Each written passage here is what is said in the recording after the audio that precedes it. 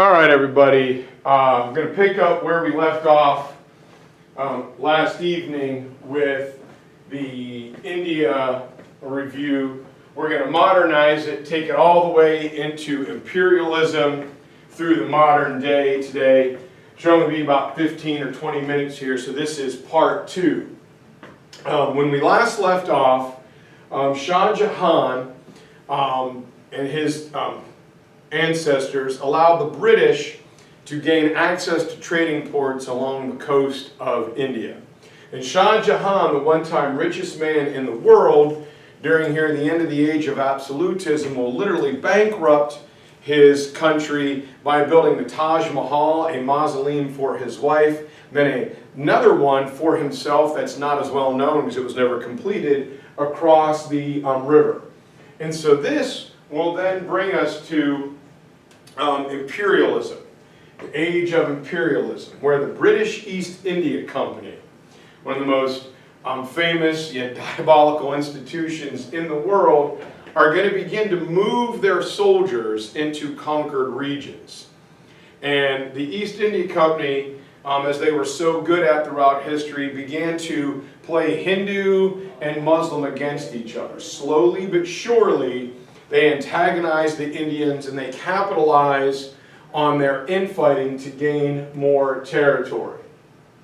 And since India is so big and so diverse, and the British could not ship that many soldiers over to India, they began to hire local Indians, Sepoy troops. And this is going to cause a big problem. Sepoys were Indian soldiers in the British Army, and some of them were high caste Hindus. And according to their religious beliefs, it was forbidden to them to leave India. They could serve Great Britain anywhere, or they could serve Great Britain in India, rather, but they could not go anywhere else. And so the problem is eventually shipping gunpowder and weapons for war from Great Britain to India. A lot of the gunpowder was getting wet. So the British Army made a great idea. They sped up the process of loading and firing your weapon by using paper cartridges. They would pre-measure the gunpowder, put the musket ball on top, and seal it together. Problem is they sealed it with beef tallow or pork fat. Well, cows are sacred animals to Hindus, and it's forbidden for a Muslim to touch pork products because they are a dirty animal. And this starts a rebellion known as the Sepoy Rebellion. As each side attacks and commits atrocities against each other, India is in trouble. And the crown steps in and says, look, East India Company, your control of India is done. I'm going to send a royal governor. We're going to end British East India Company rule, and it will become directly controlled by the British government. And they said India will become the jewel and the crown of the British Empire. The British are making tons and tons and tons of money, billions of dollars, off of India. And the British are going to expect the upper classes of Indians to help them. And so while upper class Indians could be like maybe floor manager, or maybe at best department manager, they couldn't be president or vice president of a company. They couldn't be colonels and generals in the British Army. There was that glass ceiling. Everything was done to benefit the British. And this will kick off a debate inside of India as to what we are doing. On one side, in India, we had a guy named Ram Mohan Roy. And Ram says that, look, this is, we need to learn from the West. We've got to figure out exactly what it is they are doing. We need to learn from this to help us. Let's use Westernization to modernize and to get better. One of the things that he didn't like, that the British were against, was like the caste system and the practice of the sati, where a Hindu wife is expected to throw herself on the funeral pyre of her dead husband. He said some of these things have to go. But a lot of Indians were like, no, this is traditional. We shouldn't have to do things just because the British did it. Why are we, moving into this, Christianization? This is unnecessary. And then you've got the British viewpoint. The British kind of looked down their noses at Indians. They saw them as a subculture, and it's summed up by a British noble named Thomas Macaulay, who says that the smallest book on the shelf of an English elementary school is worth more than the whole collected written works of India combined. I'm going to say that again. The smallest book on the elementary school in England is worth more than the entire collected works of India combined. It just shows that the anger and kind of look down their nosedness, the belittlement that many nobles in England had towards India. On the positive side, the British are going to build a lot of infrastructure. They're going to build a lot of railroads and canals, simply built to get into the hinterlands, to connect India and its vast resources together. So railroads will be built, roads will be built, eventually telegraph lines to more greatly connect India together. However, while that is a benefit, it was all done to make money for England. And the other thing the British were able to do was to cut down on the banditry and the crime that was rampant in India in some areas. But all of this is going to come back to haunt the British in a way, as a lot of Western educated Indians are going to start forming the Indian National Congress. And from the 1857, when the Sepoy Rebellion starts, we have that movement of nationalism. And we saw it affected Japan, we saw how it affected China. Well, now it's going to affect India. And the great leader of this is the great Mahatma Gandhi, all right, who really idolizes Ram Mohan Roy.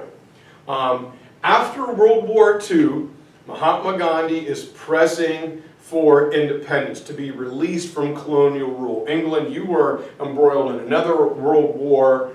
You don't have the strength to hang on to us.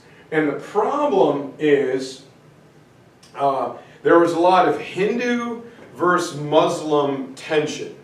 And the problem is Hindus and Muslims were living right next to each other. And while the citizens, many of the citizens wanted to be free from Great Britain, some, like Muhammad Al Jinnah, said, look, when we separate, we want our own Muslim state. All right? We want to be separate from the great Hindu majority. The problem is that Hindus and Muslims are living next to each other and across the street from each other, and the British, in all of their infinite wisdom, decide that they are going to just create the modern country of Pakistan. And all the Muslims who lived in the part of India, or the Hindus that live in the part of India that is now Pakistan, have to get up and move to India, and all Muslims in India have to pack up and move to what is today Pakistan.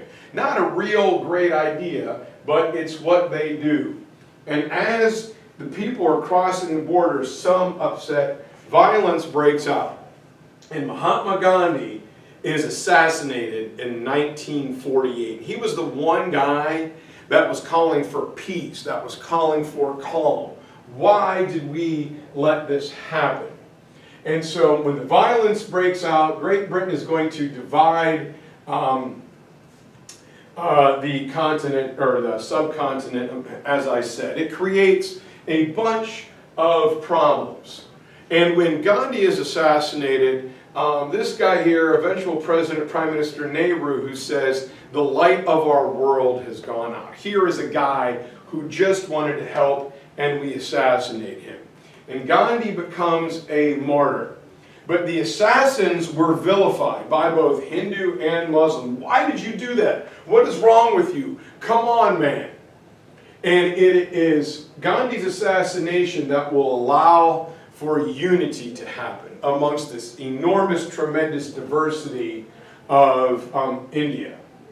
The British will finally be driven out, and India will gain its independence. However, those ages-old Hindu versus Muslim religious and ethnic divisions are going to remain. In the new country of India, they're going to once again use the United States Constitution as a model. They're going to have a central government and then smaller state governments like the federal government in Washington, D.C., and the 50 state governments.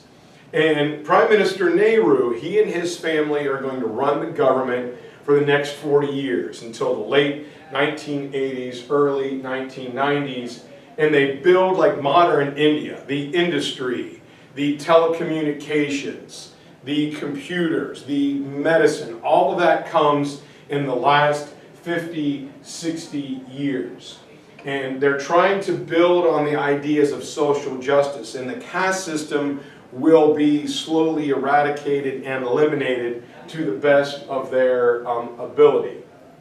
Now, Gandhi's daughter will become prime minister in 1984, and she is quickly assassinated by her bodyguards, of all things. Her son will also, in 1991, will become the prime minister. I was a little ahead of my game on the Nehru ideals, and they are both assassinated. And that kind of crushes the people of the world and India. And since that time, things have stabilized, but India has been able to achieve massive industrial growth, raw materials, plentiful labor. Even Bollywood, who is making, they make more movies than Hollywood. If you've seen Slumdog Millionaire from a few years ago, just great arts and entertainment industry. And they're retooling their educational system, focusing on science, medicine, and technology. As a result of that, in the 1950s, they start a problem known as the Green Revolution. And the Green Revolution is geared simply to find ways to grow hybrid plants, drought-resistant plants that don't need a lot of water. India briefly had a population higher than China. There's 1 1/3 to 1.5 billion people on the subcontinent. So food is always a necessary item. So hybrid plants, crop rotation, soils, fertilizers, how to maximize crop yields and do it without destroying the earth.